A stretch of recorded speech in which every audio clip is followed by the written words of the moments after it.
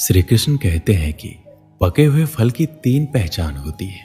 पहला, वह नरम होता है। दूसरा, वह मीठा होता है। और तीसरा, उसका रंग बदल जाता है। इसी तरह अच्छे और परिपक्व व्यक्ति की भी 3 पहचान होती है। पहली, उसमें नरमता होती है। दूसरी, उसकी वाणी में मिठास होती है। और तीसरा, उसके चेहरे पे आत्मविश्वास का रंग होता है। घमंड में मत रहिए, अर्श से फर्श तक आने में वक्त नहीं लगता। नसीब में कुछ रिश्ते अधूरे ही लिखे होते हैं, मगर उनकी यादें बहुत खूबसूरत होती है। जो तुम्हें अनदेखा करे, तुम उसे पहचानने से इनकार कर दो। जिक्र से नहीं, फिक्र से पता चलता है कि इस दुनिया में अपना कौन है। अकेले कमाते हो और पूरा घर खाता है तो घमंड मत करना। ऊपर वाले को धन्यवाद कहना कि इस काम के लिए भगवान ने आपको चुना है। इंसान का व्यक्तित्व तभी उभर कर आता है जब वो अपनों से ठोकर खाता है। कड़वा है पर यही सच है। हिम्मत मत खोना, अभी बहुत आगे जाना है। जिन्होंने कहा था तेरे बस का नहीं है, उन्हें भी तो करके दिखाना है। रिश्तों की कद्र करनी हो तो वक्त रहते कर लीजिए, वरना बाद में सूखे पेड़ को पानी देकर हरियाली की उम्मीद करना बेकार है। माना कि किसी से ज्यादा नाराज नहीं रहना चाहिए, लेकिन जब सामने वाले को हमारी जरूरत ही नहीं है तो जबरदस्ती के रिश्ते रखने से तो मतलब ही नहीं है। हर किसी की जिंदगी में समस्याएं हैं, लेकिन इंसान केवल खुद की समस्याओं को ही सबसे बड़ा समझता है। सिर्फ धोखा देना धोखा नहीं होता, बल्कि किसी के साथ अपनेपन का नाटक करना उससे भी बड़ा धोखा है। टूटी हुई चीजें हमेशा तकलीफ देती है, जैसे कि दिल, नींद, भरोसा और सबसे ज्यादा उम्मीद। कुछ बातें कांटों से भी ज्यादा तेज चुभती है।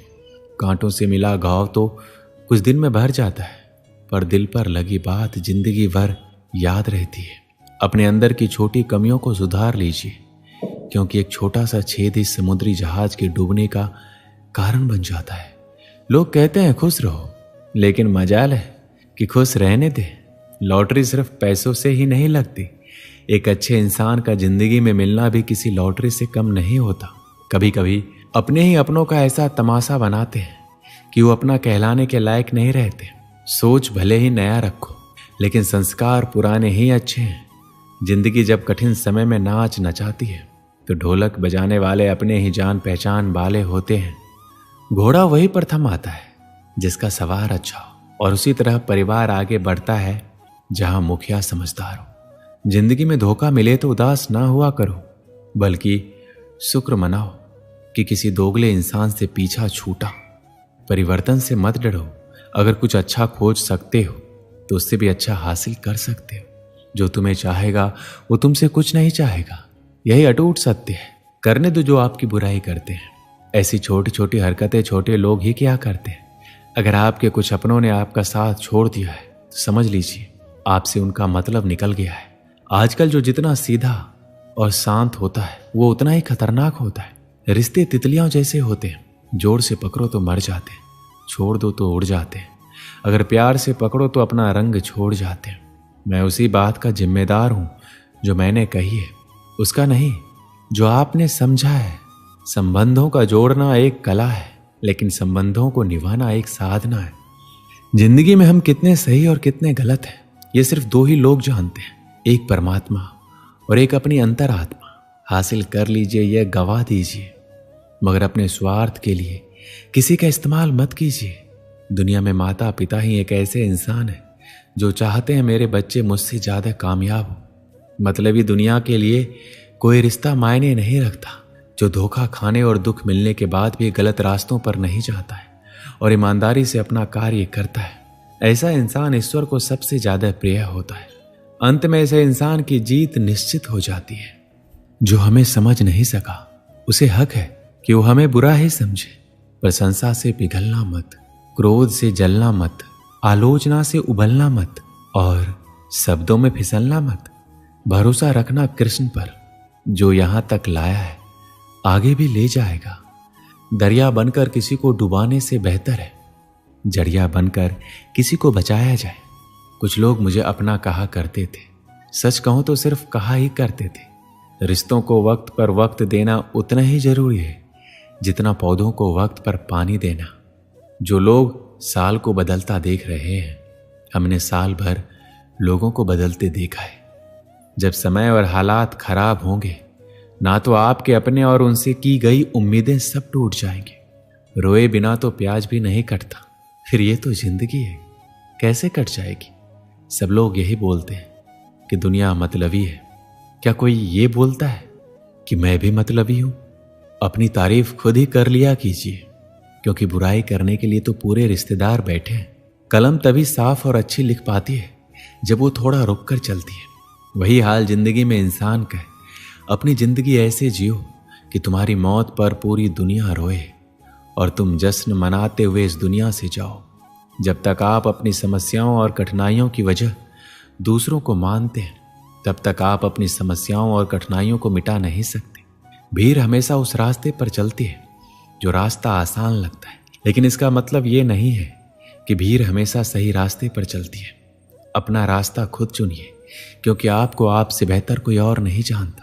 इस दुनिया में असंभव कुछ भी नहीं है।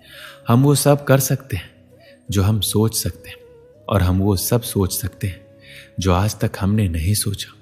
बीच रास्ते से लौटने का कोई फायदा नहीं है, क्योंकि लौटने पर आपको उतनी ही दूरी तय करनी पड़ेगी जितनी दूरी तय करने पर आप लक्ष्य तक पहुंच सकते हैं। सफलता हमारा परिचय दुनिया को करवाती है, और असफलता हमें दुनिया का परिचय करवाती है। अगर किसी चीज को दिल से चाहो तो पूरी दुनिया उसे तुमसे मिलाने में लग जाती है। आप ये नहीं कह सकते कि आपके पास समय नहीं है, क्योंकि आपको भी दिन में उतना ही समय मिलता है जितना समय महान और सफल लोगों को मिलता है। जीत और हार आपकी सोच पर निर्भर करती है। मान लो तो हार होगी, ठान लो तो जीत। जिंदगी की कठिनाइयों से भाग जाना आसान होता है। यही जज्बा रहा तो मुश्किलों का भी हल निकलेगा। जमीन बंजर हुई तो क्या हुआ, वहां से भी जल निकलेगा। जिंदगी में आप कितनी बार हारे हैं ये मायने नहीं रखता, क्योंकि आप जीतने के लिए पैदा हुए हैं। बारिश की बूंदें भले ही कितनी भी छोटी क्यों ना हो, उसका लगातार बरसना बड़ी नदियों का बहाव बन जाता है। एक बार की बात है, एक गांव में एक व्यक्ति रहता था। उसे टीबी का बुखार था। वह अपना इलाज करवाने के लिए वह अपने पास के कस्बे में एक वैद्य जी के घर पहुंचा। घर पहुंचने के बाद उसे पता चला वैद्य जी खेत में काम करने गए हुए। वह व्यक्ति वैद्य जी को ढूंढते हुए खेत पहुंचा। खेत में पहुंचकर उसने सारी बात वैद्य जी को बताई। सब कुछ जानने के बाद वैद्य जी ने सोचा एक दवाई लिखकर दे देता हूं, लेकिन खेत में ना पेपर था ना ही पेन। अब वैद्य जी को समझ नहीं आ रहा था कि वह दवाई लिखकर कैसे दे। तभी उनकी नजर एक लाल ईंट पर पड़ी। उन्होंने इस ईंट पर मिट्टी के टुकड़े से दवाई लिखकर उस आदमी को दिया और कहा, यह दवाई ले लेना और इसे पानी में घोलकर पीना। समस्या ये था कि वह आदमी अनपढ़ था। उसे वैद्य जी की बात पूरी तरह से समझ में नहीं आई। वह उस ईंट को लेकर घर चला आया। 3 महीने बाद वह व्यक्ति वापस वैद्य जी के पास आया और बोला, वैद्य जी, आपने जो दवाई दी थी उसमें से मैं आधे से ज्यादा ठीक हो गया। अगर आप दवाई मुझे फिर से दे दो तो मैं पूरी तरह से ठीक हो जाऊंगा। वैद्य जी ने कहा, मैंने तुम्हें दिया तो था। वह व्यक्ति कहता है, ईंट तो हमारे घर में भी बहुत है, पर आपने जो उस ईंट पर मंत्र फूंक के दिया था वह दे दो, मेरा काम बन जाएगा। वैद्य जी हैरान हो गए। जब उन्होंने पूरी बात पूछी तो पता चला कि वह व्यक्ति पिछले 3 महीने से उस ईंट को ही पानी में घोलकर पी रहा था, लेकिन वैद्य जी ने उसे फिर भी कुछ नहीं बताया। जानते हो क्यों? क्योंकि उसे इलाज पर पूरा भरोसा था कि वो ठीक हो जाएगा। वैद्य जी ने फिर से एक ईंट ली और मिट्टी से उस ईंट पर दवाई का नाम लिख कर दे दिया। वह व्यक्ति कुछ समय बाद पूरी तरह से ठीक हो गया। दोस्तों, ये कहानी तो बहुत छोटी सी थी, लेकिन इसमें बहुत ही बड़ी सीख छुपी हुई है। अगर हमें किसी भी चीज पर पूरी तरह से भरोसा है तो वह चीज होकर ही रहेगी। जैसे उस व्यक्ति को वैद्य जी के इलाज पर पूरा भरोसा था और वह उस इलाज से ठीक भी हो गया।